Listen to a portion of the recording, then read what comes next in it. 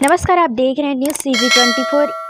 मैं मुस्कान वर्मा सभी दर्शकों का हार्दिक स्वागत करती हूँ। हम पहुँचे हैं रायपुर के जाने माने एक जगह गढ़कलेवा पे, जहाँ हम बात करने जा रहे हैं छत्तीसगढ़ अनियमित कर्मचारी मोर्चा के प्रदेश प्रवक्ता सत्यम शुक्ला जी से। पिछले 20 तारीख को ध्यान आकर्षण सभा का धरना प्रदर्शन किया गया था, जिसमें 50 से अधिक संगठन मिलकर धरना किए गए थे। आइए हम बात करते हैं सत्यम शुक्ला जी से। पहले तो सर न्यूज़ CG24 में मैं बहुत बहुत स्वागत करती हूँ आपका। जय जोहार CG न्यूज़ 24 के दर्शकों को, और आपको भी बहुत बहुत धन्यवाद। पहले तो मेरा आपसे यह प्रश्न है कि आप स्थायी कर्मी के जगह बाकी लोग की तरह नियमितीकरण क्यों नहीं मांग रहे हो?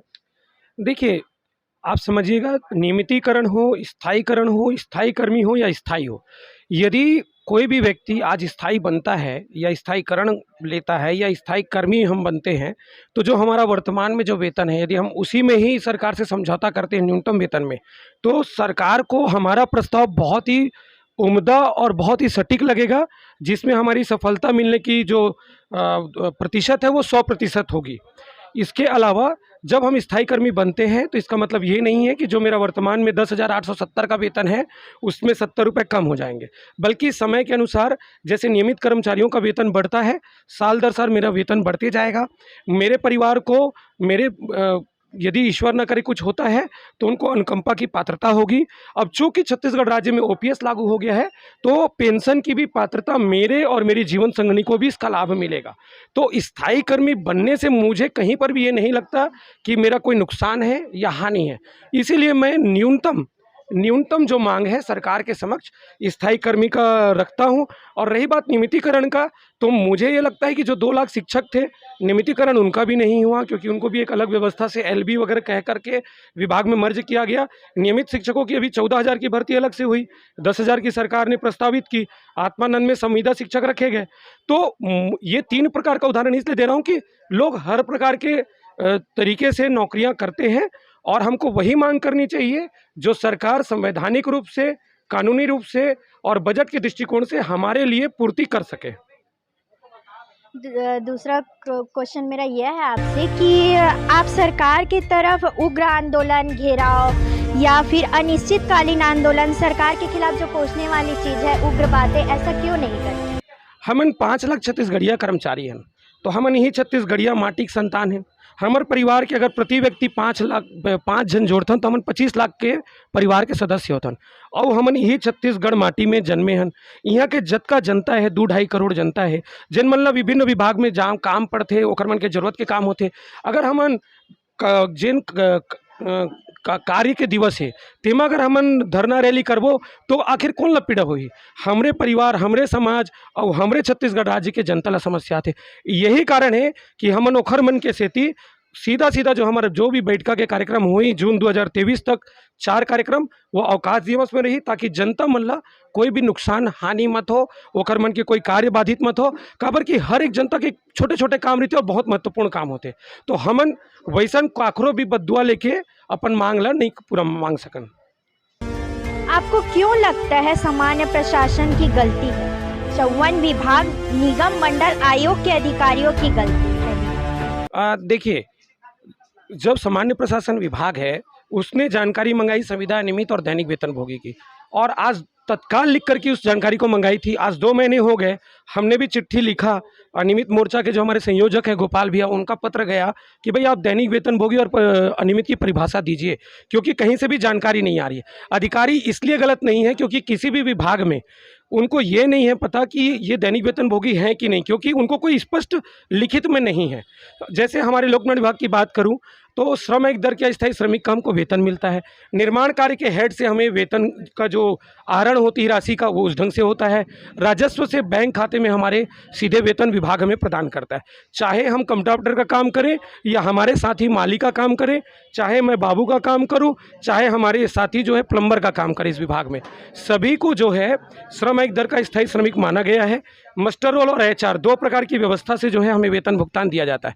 अब यहाँ पर चूँकि हम श्रमिक में आते हैं, तो दैनिक वेतनभोगी श्रमिक जो है वो कभी सुना नहीं गया। और हमारे लोक निर्माण विभाग में इसके पहले जो लोग 97 तक के जो नियमित किए गए, उनको जो दैनिक वेतनभोगी माना जाता था, तो उन्हें बाकायदा विभाग के अधिकारी लिखित में एक चिट्ठी देते थे कि आप दैनिक वेतनभोगी उस नियम से और फलाना पद में, चाहे चौकीदार, माली, जो भी है, पद पर 89 दिन के लिए रखे जाते हैं, बाकायदा उसकी चिट्ठी दी जाती थी। तो इस प्रकार की 2008 के बाद हमारे यहाँ विभाग में किसी के पास ऐसा कोई पत्र नहीं है। और मेरे को कुछ लोगों ने दावा किया था कि नहीं हमारे पास है, पर आज तक किसी ने ऐसा कोई पत्र न मीडिया में ला के दिखाया, न मुझे देख पाया हूँ मैं आज तक। तो उस हिसाब से मुझे नहीं लगता कि मुझे दैनिक वेतनभोगी अपने लिए बोलना चाहिए या किसी विभाग को दैनिक वेतनभोगी मानना चाहिए। तो कोई भी अधिकारी अपना कलम क्यों फंसाएगा? हमारे अधिकारी बहुत ही संवेदनशील, समझदार हैं, इतने बड़े इंजीनियर हैं, तो मुझे नहीं लगता कि उनको मेरे जैसे छोटे व्यक्ति की जानकारी भेजने में कोई पीड़ा होगी। सामान्य प्रशासन विभाग यदि ये कह देता है कि श्रम आयुक्त दर के अस्थायी श्रमिक समस्त 54 विभाग के, उनकी जानकारी भेज दीजिए, या कलेक्टर दर के अस्थायी श्रमिकों की, तो मैं निश्चित रूप से मतलब मैं पूरे आत्मविश्वास से कह सकता हूँ कि पूरे 54 विभाग और निगम मंडल आयोग से जो हमारी संख्या है 25-26 हज़ार की, उन सबों की जानकारी वहाँ पहुँच जाएगी।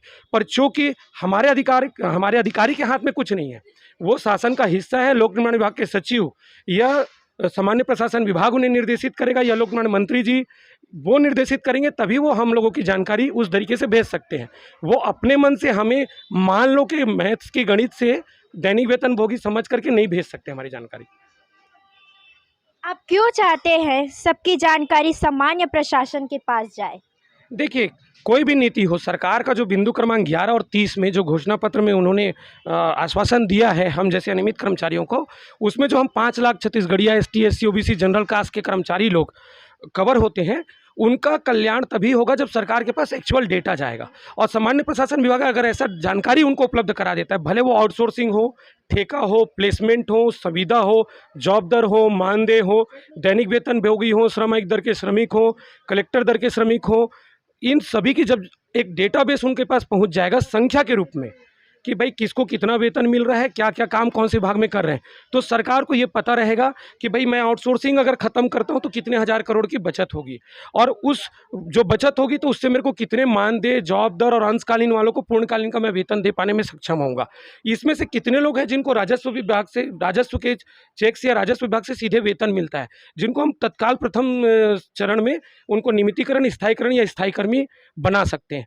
तो एक प्रकार से बहुत अच्छा प्रारूप जो है, सरकार को नीति बनाने में बहुत मदद मिलेगी। अब अभी ये 3 प्रकार की जानकारी मांगे, बाद में आप अंशकालीन मानदेय की मांगेंगे, तो ये प्रक्रिया निरंतर चलते रहेगी। तो सरकार के पास एक एक्चुअल डेटा होना चाहिए, ताकि भविष्य में हम सब लोगों के लिए सरकार एक अच्छी नीति, एक अच्छा निर्णय जो है ले सके। नियमितीकरण और स्थायीकरण, स्थायी कर्मी, स्थायी होने में क्या अंतर है? दोनों में कोई भी अंतर नहीं है। सबसे प्राथमिकता हमारी है जॉब सुरक्षा। देखिए, अभी बहुत सारे हमारे साथी हैं, मैं उदाहरण लूँगा अपने पीडब्ल्यूडी का। यदि किसी व्यक्ति का दुर्घटना हो गया या कोई बहन जो है गर्भवती हो गई, तो 6-8 महीने के लिए वो घर पे बैठेगी, तो उसकी जगह में कोई विभाग अपना काम तो रोक नहीं सकता। विभाग के अधिकारी हमारे शत्रु नहीं है, मैं बार बार कहता हूँ। उनको भाई व्यवस्था है, उनको काम में व्यक्ति चाहिए। तो चूँकि हमारे यहाँ काम रखने में आसानी है, कोई प्रक्रिया का पालन नहीं करना होता, तो वो किसी न किसी को रखते हैं। और जब उस नए व्यक्ति की पेट रोजी जुड़ जाती है, तो उस व्यक्ति को जो पुराना गया है उसको बहाली नहीं हो पाती। यानी आप सोचिए, यदि मैं स्थायी कर्मी या स्थायीकरण की बात करता हूं, तो उसको एक सुरक्षा मिल जाएगी, उसकी नौकरी की सुरक्षा मिलेगी। इसके अलावा यदि स्थायी कर्मी की मांग 2016 में जो उस समय के कर्मचारी संगठन थे वो कर दिए होते, तो आज हमारे ही विभाग के सहित 54 विभाग और निगम मंडल आयोग में जो जितने हमारे अनियमित भाई बहन हैं, जिनका देहांत हो चुका है कोविड के काल में, आज उनके परिवार सड़क पे आ गए हैं। कुछ परिवार ऐसे भी हैं, मैं बताना चाहूँगा, जो 10-12 हज़ार में पूरा अपना परिवार पालते हैं, और उनके घर में कोई ऐसा नहीं है कि जो दूसरा काम करता हो और उसी वेतन से उनका जीवन चलता है। यदि उसको कुछ हो गया तो उसके परिवार को कौन देखने वाला है? कोई संगठन उनको पालने नहीं आएगा। भले उनको आप मिसगाइड करेंगे, नियमितीकरण की मांग करो, ये है जो मिल सकता है उसकी मांग के बजाय उसको आप दिग्भ्रमित करेंगे। तो हमको इन विषयों को समझना होगा। मानवीय दृष्टिकोण से हम देखें तो ये एक सुरक्षा देता है। इसके अलावा यदि मैं स्थायी कर्मी बन जाता हूँ, तो अभी हम वर्तमान में देखें कि जो रेगुलर 5 लाख कर्मचारी हैं उनको 6% महंगाई भत्ता नहीं मिला, सब हड़ताल किए, आंदोलन किए। तो ऐसा कुछ नहीं कि मैं स्थायी कर्मी बन गया तो मैं भविष्य में आंदोलन का रास्ता मेरा नहीं खुला है या मैं अपने वेतन बढ़ाने के लिए उस प्रक्रिया में नहीं जा सकता। पहले मेरे परिवार को, मुझे और मेरे से जो कम राशि का वेतन पाते हैं उनको एक सुरक्षा तो मिले, और जब उसको सुरक्षा मिल जाएगा तो ये तय है कि मतलब सबके लिए बहुत अच्छा होगा। जिस प्रकार हमने खास चर्चा की सत्यम शुक्ला जी से, उन्होंने नियमितीकरण को लेके सरकार से गुहार लगाई है, सरकार को कई जो अपनी मनोभावनी थी उसको दर्शाए हुए है। आगे देखना है कि सरकार कब तक इनकी बातों को संज्ञान में लेती है। आगे ऐसी खबरों के लिए बने रहें न्यूज़ CG 24 पर। धन्यवाद।